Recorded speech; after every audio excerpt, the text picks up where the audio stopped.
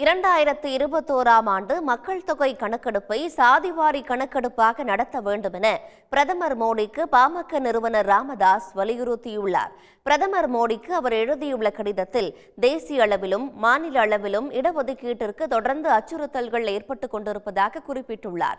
இடஒதுக்கீட்டுக்கு எதிராக தொடரப்பட்டுள்ள வழக்குகளை எதிர்கொள்ள சாதிவாரி மக்கள் தொகை கணக்கெடுப்பு நடத்துவது அவசியம் என்றும் ராமதாஸ் வலியுறுத்தியுள்ளார். சாதிவாரி மக்கள் தொகை கணக்கெடுப்பை முறையாக நடத்தி இடஒதுக்கீட்டுக்கும் சாதிவாரியான மக்கள் தொகைக்கும் இடையிலான விகிதாச்சாரம் நிரூபிக்கப்படவில்லை என்றால் தமிழ்நாடு உள்ளிட்ட பல மாநிலங்களில் இடஒதுக்கீட்டின் அளவு குறைக்கப்படக்கூடும் என்றும் அதை தவிர்ப்பதற்காகத்தான் சாதிவாரி மக்கள் தொகை கணக்கெடுப்பு நடத்தப்பட வேண்டும் என்று பாமக தொடர்ந்து வலியுறுத்தி வருவதாகவும் அவர் எச்சரித்துள்ளார்.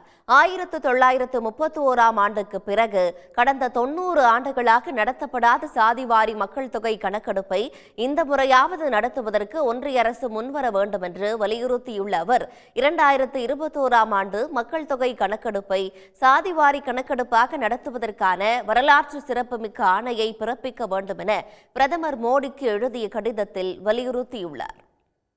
உடனுக்குடன் செய்திகளை தெரிந்து கொள்ள சன் நியூஸ் பெல் ஐகானை கிளிக் பண்ணுங்க.